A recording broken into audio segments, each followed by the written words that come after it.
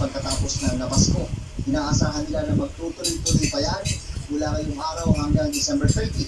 Pero hindi ibig sabihin na marami ang mamimili ay malaki ang kita. Sabi ng isang dealer na nakausap namin, mababa ang presyo ng mga tuktok at palilaw ngayon. Kaya mag-ibig na kita. Nakilitang mababa ng presyo ang mga manufacturers para makasabay sa presyohan na kanilang pangunahing kalaban, ang mga smuggle na paputok. Mabili raw kahit konti ang kita at huwag lang mag-ibig. Pero dahil mataas na ang demand ngayon ay may ilang produkto na nagtaasa ng presyo gaya ng creamies, Judas Bells at Usis. Halos lahat na nagtindahan dito ay 24 oras ng bukas. Kaya may mga nagpupunta kahit kailangan ng oras para makaiwas sa mabigat na traffic sa bahagi na ito ng Bukawi, Bulacan. Nalikas mula rito sa Power Capital ng bansa. Maraming salamat.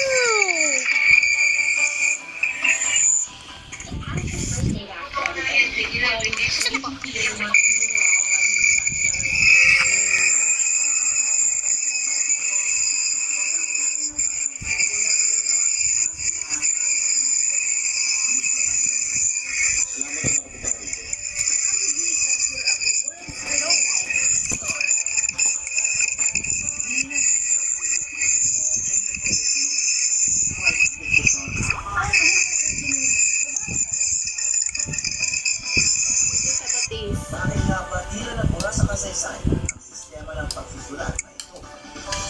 Oh, mami's eating. No! Hindi nagkasinungalingan. Tayo ang magiging malakas na boses nila para sila'y mapakinggan. Yun ang tunay na pagiging coach. Ayaw mo.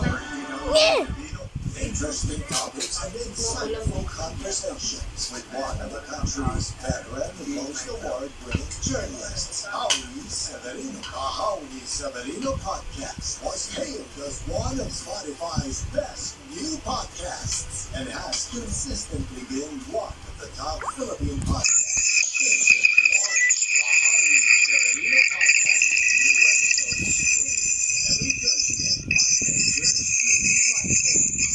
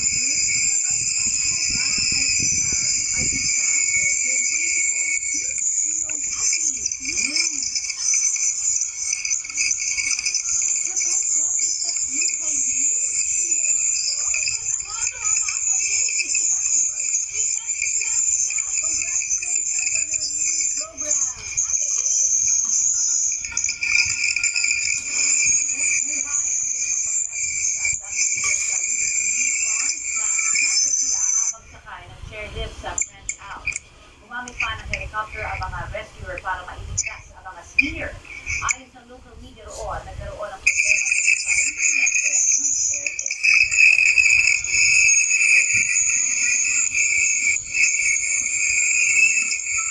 Labing na tatlong division ng San Beda University sa NCAA Season 1 Senior Competition sa Maynila.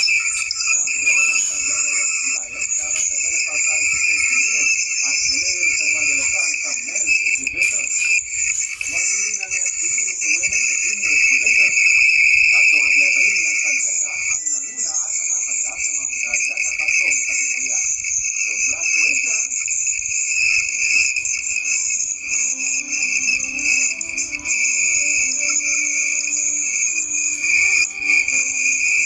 Limang daang libong guro ang dadaan sa training na komisyon ng eleksyon para sa eleksyon 2025. Ayon sa Chairman George Erwin Garcia, tatagawa ka ng training ng 2 linggo. Ititrain din ang 300 libong electoral board. Kasama sa bilang niyan ang mga principal at support staff ng voting Malapit na mag-graduate. may 30 libong pulis ang Ay, natapon yan. Tatay raw at tatay ang bilang profesional na kakailanganin sa araw.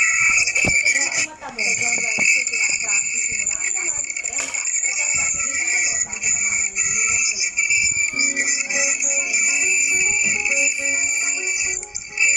Ngayon pong naliwatanan ang mga selebrasyon at kainan, nagpaalala ang ilang eksperto na magdinay-dinay. Lalo't karaniwang dumarami ang mga kaso ng stroke, high blood pressure at iba pang sakit tuwing holiday season. Balitang hatid ni Marisol Abduraman. Ngayong holiday season, kabilang sa binabantayan sa mga ospital ang mga sitinasilya.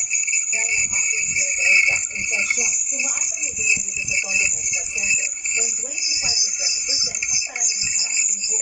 Sa unstable weather, nagkakaroon talaga tayo ng uptake talaga ng mga upper respiratory tract infection.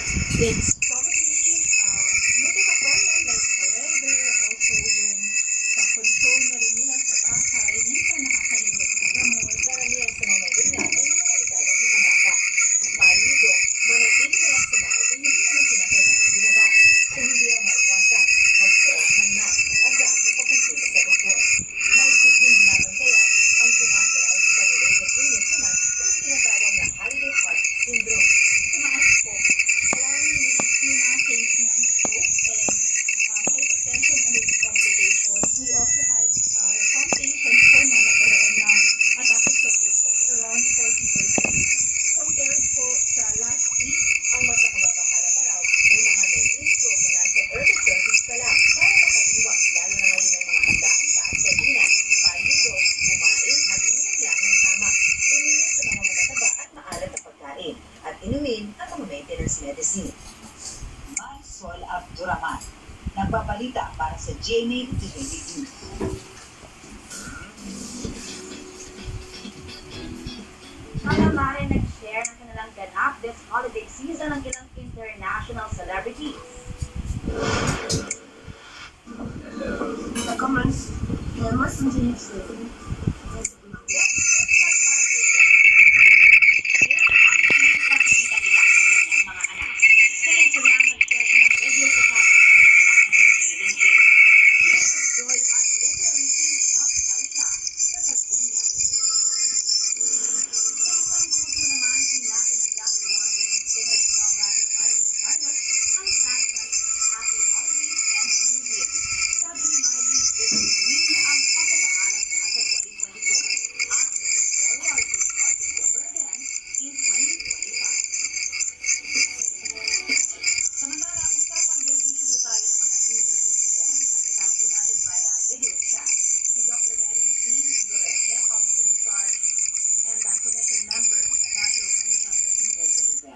Magandang umaga po sa inyo at welcome sa balita. Mga update natin dyan. ito, talaga ito yan, Tony, no? Kailangan sana kasama yan yung ating database upang anuhan din natin to protect and prevent any hindi kanais-nais na pag-uso ng mga beneficyo na yan. But so far, syempre, dahil bago lang naman na ilagay at nailabas yung pagtanggal ng booklet, we look forward that in the coming days, no, mapapag-usapan siguro ng mabuti kung paano natin ito i-implement. However, isa sa ating binibigay na guidance sa ating mga nakatatanda ay dahil palagi ang kanilang prescription. Kasi requirement din naman po ang prescription mula sa doktor at yung kanilang ID. Opo. At kung naman po sa expanded veterinary law, epektibo po sa January 1st, sa tuuban na marami pang mga octogenarians at non-octogenarians na hindi pa rin po nakapagpaparehistro. At ano-ano po ang dapat na mga requirements na? Ito, din na din yan. Pero siguro kulangan ng tamang informasyon, no? Ay kagaya ng sa inyong programa kung may nagpapasalamat upang maparating sa kanila yan. Kailangan ko talaga silang mag-apply. It is a benefit but they have to apply for it. And pangalawa, pwede siyang dumulog sa kanilang mga OSCA at saka sa LCU sila, sa mga social welfare development officers. At doon po, pwede nilang kunin yung kanilang application form o pwede din naman sa ating website, no, sa www.ncsa.gov.ph.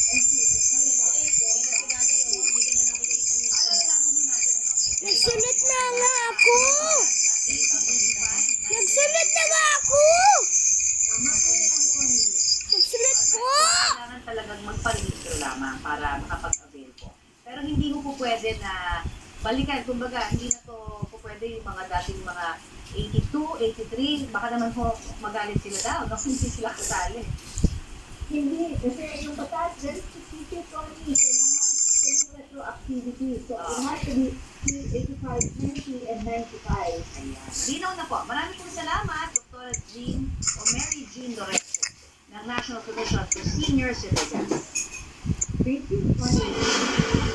Susunod, ano ang plano mo ngayong long holiday weekend? Comment na yan sa aming Facebook page at babasahin namin sa pagbabalik ng Balitang Halik.